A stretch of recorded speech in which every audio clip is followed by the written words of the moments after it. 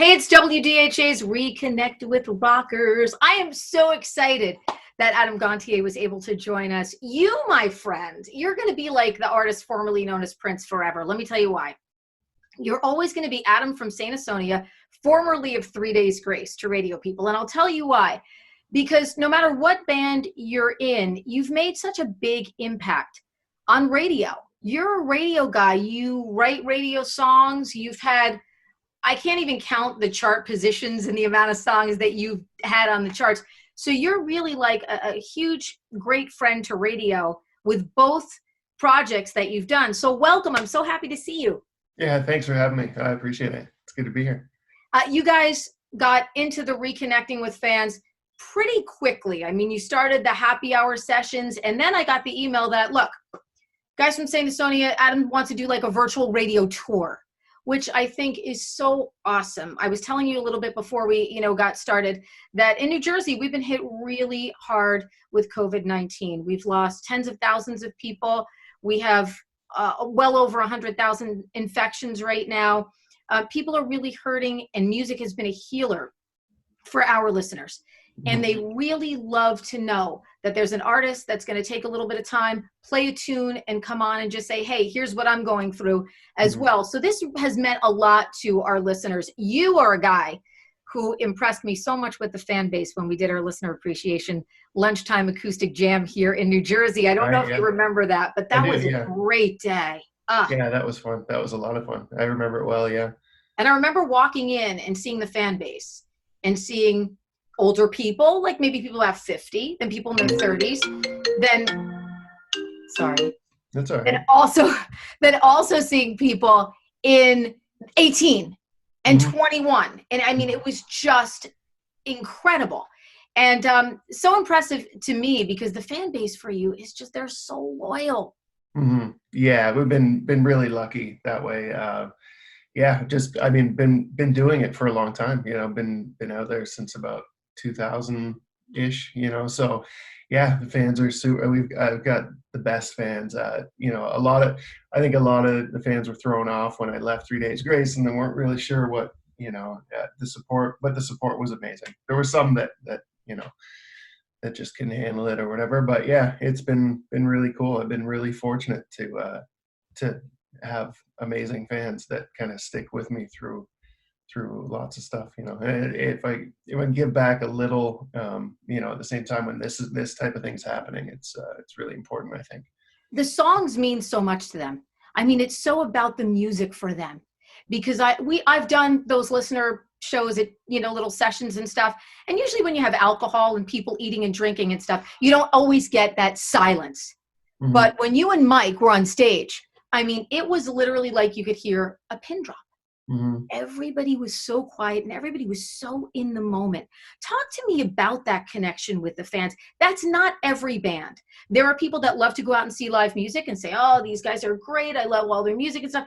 But you don't get that kind of a connection with every band. I saw the 3 Days Grace shirts, the Stain shirts, the St. Asonia shirts. There was that loyalty that goes for me like a step or two beyond that. What do you think that connection is with you guys? Is it the songs? Is it your vocals? They feel that they can tell you everything, every problem. You know their inner souls, and I don't see that with every artist. Right. I think, from what I've learned over the years, I've tried to be fairly transparent with lyrics, and I've always written about things that I'm going through, tough things that I'm dealing with. So I think just, a lot of people relate to those sort of things. I mean, everybody goes through whatever it is. And I think from early on with 3 Days Grace, that's what we were writing about. That's what I was writing about, was stuff that meant something. And that's never changed really. So I've always just kind of written that way. And I feel like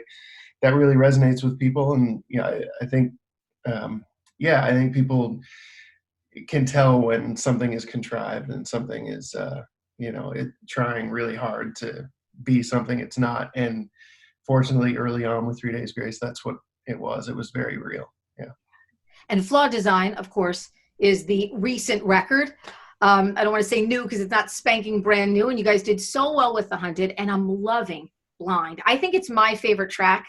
And I think Awesome. it's really relevant to everything that's going on right now. I think sometimes we get tracks now that you listen to the words, and although no one could see what was coming, there's something about the lyrics and the feeling for that song. So talk to me a little bit about the inspiration behind Blind.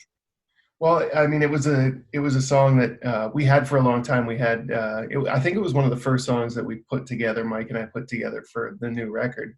But yeah, I mean, lyrically, it's a song about not giving up, really. You know, there's, I mean, a lot of, I've written quite a few songs with that sort of sentiment. So, you know, but this is about, Blind is about really going through a tough period and trying to make it out the other side. And you know, that's what I've done numerous times now in my life. You know, most recently between the first Asonia record and Flawed Design, there was a rough patch there, and so I wrote Blind about that. You know, about once again coming out on the other side and being better for it. So, and I think that that's what people love too. You're always very honest. You know, you're just a very honest artist, and you're just like, hey, here's what's going on. Here's who I am. Here's what's happening. And it kind of emanates into the music. So you have a guitar there. I do. Okay, Yeah. I'm so excited. These performances are huge for people. And look, I'm not going to lie, huge for me. I never thought I'd be sitting here, you know, and Right. Adam would be right there playing, you know, a little private concert. Well, no, it isn't. I mean, this is, you know, we were supposed to be on tour. We were supposed to be on the road right now with putting out Flawed Design. So recently, you know, the plan was to be out on the road. So this is, rather than be on the road, which obviously we can't be doing right now, I'm happy to just be at home, play songs for people while I can, Yeah. you know. And people are happy too. Awesome.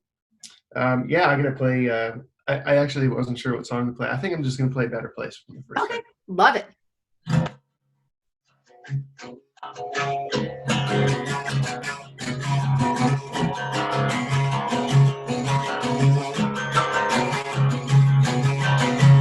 Get away from me, hide your shame from me, get away somehow. You drag me down, denial so bad. Just wait and see. I don't owe you anything, you don't owe me. I will not forgive. So don't burden me with all of your problems. Don't weigh me down with all of your fears. Gotta get out of my life forever. Tear apart this pain that I feel.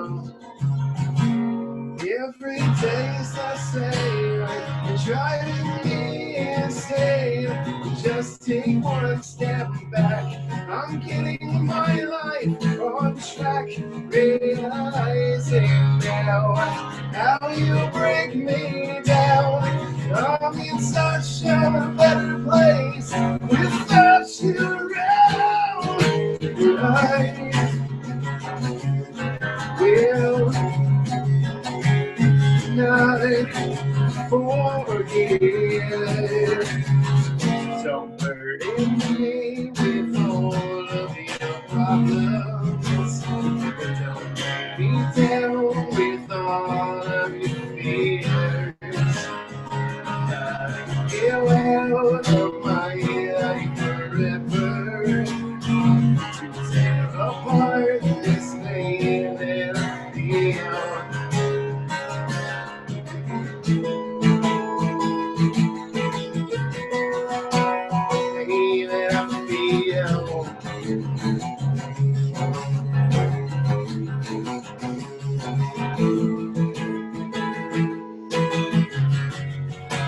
Hey, there, feel.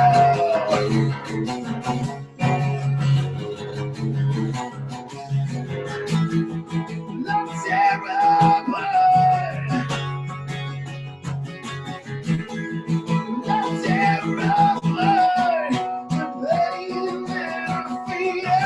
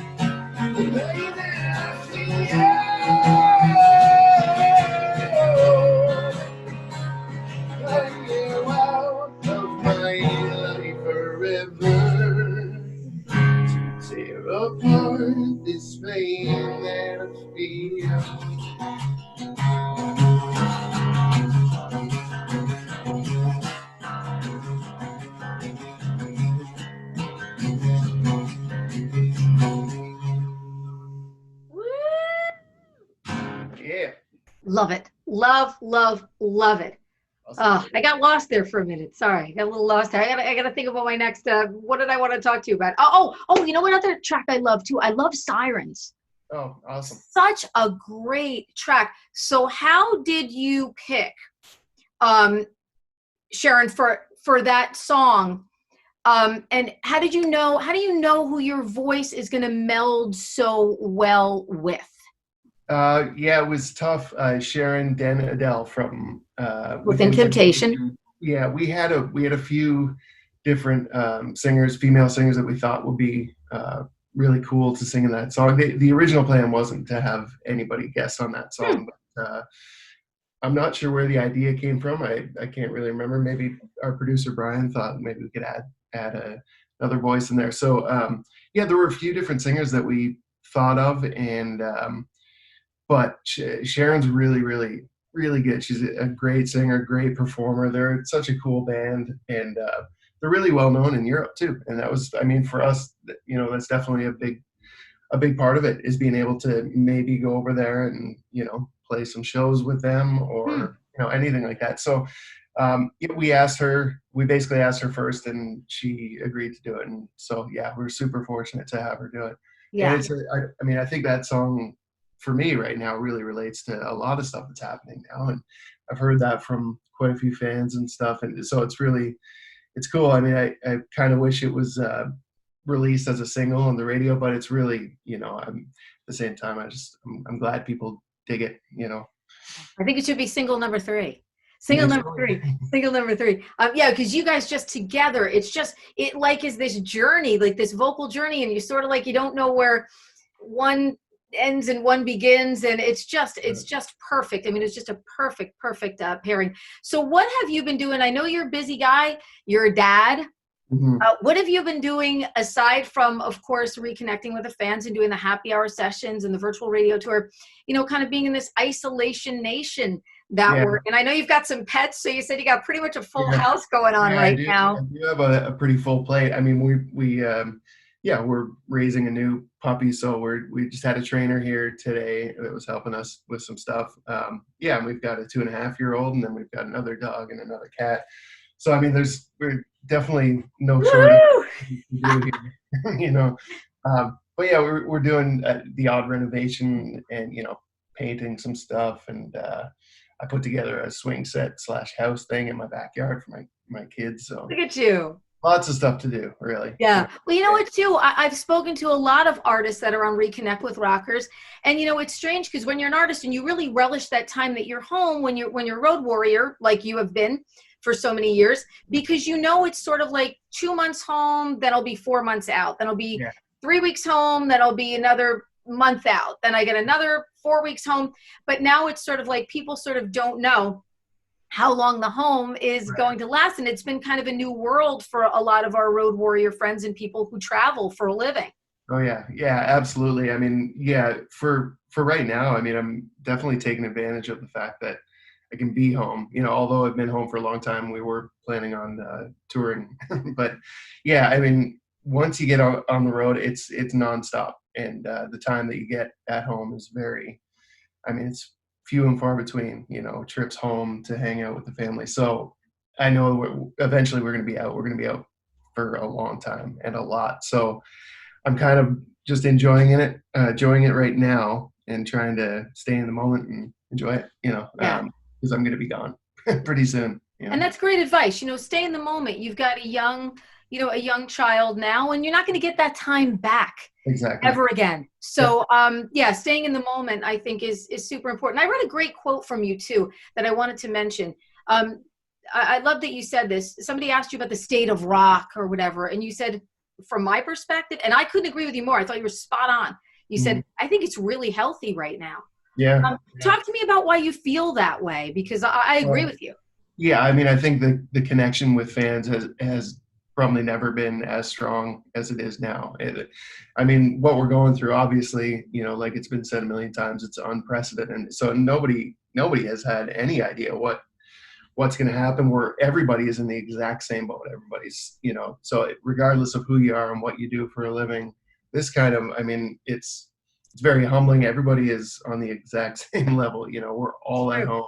So anyway, the connection with you know, staying connected online and stuff is really important. And it's been pretty awesome. So I think more so than before, bands and artists are staying connected with fans, or trying to, at least, you know. So I mean, I know for me, this is the most that I've ever done on social media for the fans and that sort of thing. So I mean, yeah, I think I think there's a lot of songs being written now. I think a lot of bands and records. I agree with you. I love this social media aspect. Don't get me wrong. But look, you came out and you did a live show for us, you know, a very intimate thing when the record came out. I was always like, you know, radio, we're a you know, we're not a spectator sport, you know, we're a contact sport. Right. I love to put people with music and everything, but right now you have to figure out other ways to do that, because we certainly are not going to lose that connection. I will never let our radio fans and our New Jersey rockers lose that connection. We will do whatever we can. Right. So I want to thank you so much for taking the time to do this. I know this is going to mean a lot to a lot of New Jersey fans. On the last note there, the band, Kale and Cody and I were together doing some stuff. Obviously Mike is at home in Connecticut, so the stuff we've been doing online, we're not able to do with Mike because he has to stay home. And we all live in the same town up here. So, but we were just talking about that yesterday. We were talking about there's literally nothing that can replace a live show or live shows, and you know, there's nothing. So we can do this as many times as we want to, or we can, but nothing replaces a live show and performing, you know, and being in the same room and the energy and stuff. So that's obviously the goal, you know, and yeah, can't wait to get back out. I can't wait to see your face in person too. Yeah, be awesome. Give you a big hug, not the virtual hug. Give you the big, you know, New Jersey style Sopranos kind of hug. Adam Gontier, Saint Asonia, thank you so much for checking in with us. It was great to have you perform. Just incredible. Flawed Design, of course. I always tell our people too, got a little more time on your hands. You have not checked out, you know, music from this band, this band, this band. Do it now. I mean, it just makes us feel good. I have not relied on music more than times like this, you know, to kind of get us through. And thank you so much for taking time out of your busy day. Oh, of course. Thanks for having me. Thanks for the support. I appreciate it. Love you. We did it. Yay. And the kids and the dogs didn't bust in and take over. I actually have a chair underneath my my door knob because it doesn't lock from the inside. So just in case you try to get I have the same thing. Oh my God. I have the same thing against the door where I'm just like, hey. DHA's Reconnect with Rockers is powered by Advantage Contracting and by Karis Lock Company.